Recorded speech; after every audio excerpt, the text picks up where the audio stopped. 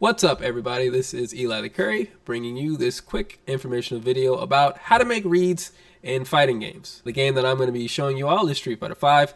This is a ranked match that I played about 20 minutes ago, but I think it's very helpful, visual demonstration of what people talk about when they say make reads and how you make reads on somebody that you don't know or that you may not have seen very often. So I'm just going to pull this set up these last couple of rounds, and we're going to go through it, and I'm going to walk you through what I was doing to help me, quote unquote, read my opponent.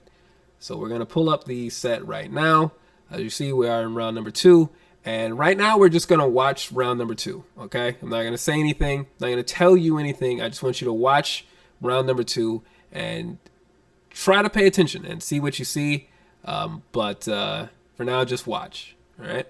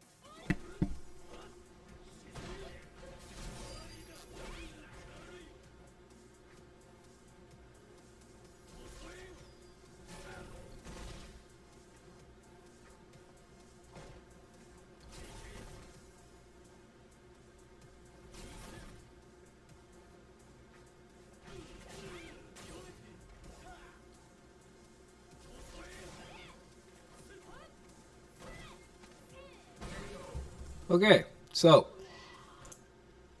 did you see what I saw? If you did, then you know the number 7 is very significant in understanding how to make reads and what we're talking about in this case. If you didn't and you don't know why I just mentioned the number 7, I'm going to pull this back and we're going to watch this again, and I'm going to help you understand exactly why the number 7 is significant. I'm going to count it off, and eventually you'll figure it out. It won't take you very long now that you know what you are looking for. 1,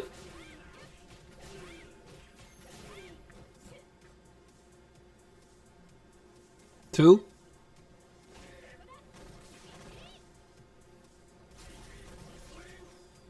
3, 4,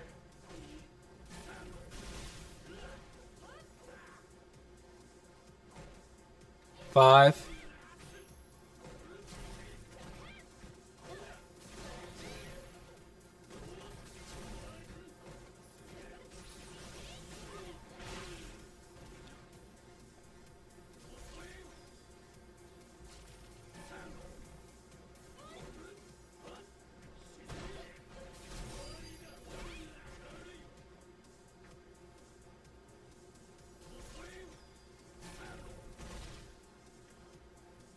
6. There it goes.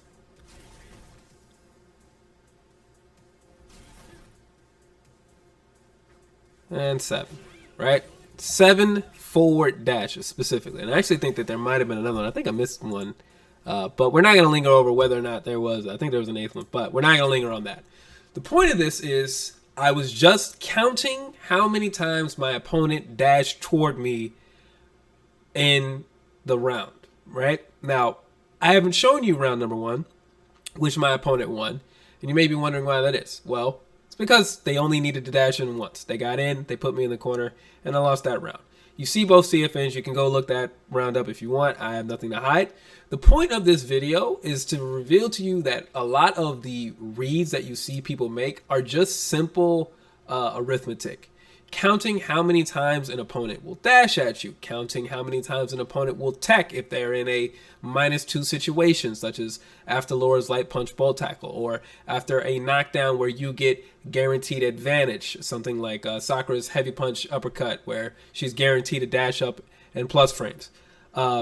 just having a basic arithmetic in your head, counting how many times your opponent chooses a specific option, gives you a game plan to understand what they're going to do the next time. Because despite what a lot of people like to say, most people, in fact, I would really say almost everyone that plays fighting games is really bad at being random.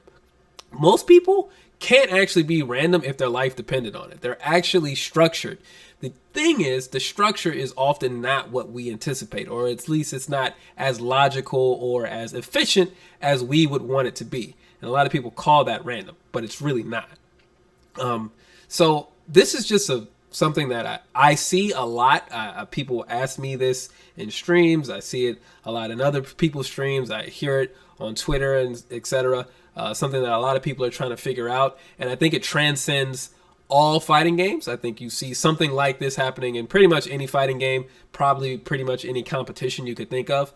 But it's not something that I have seen at least put out in this simple a statement. So if you're looking for a recap, basically pay attention to what your opponent is doing. Count specific actions in a specific situation. In our example, we're looking at forward dashes when neither of us has an advantage, right? When we are in neutral. My opponent dashed 7 times that round. That tells me that they're probably going to do it again in the next round, even though they got punished for it and it got a lot of damage, right? And that did happen.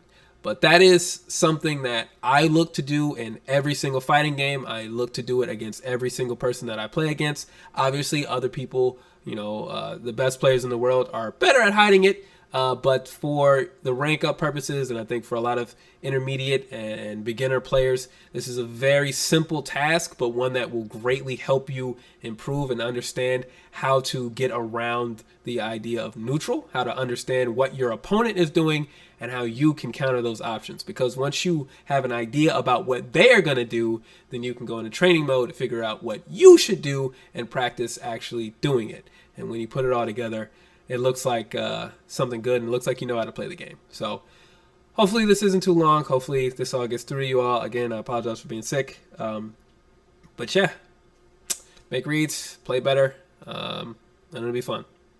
See you guys next time.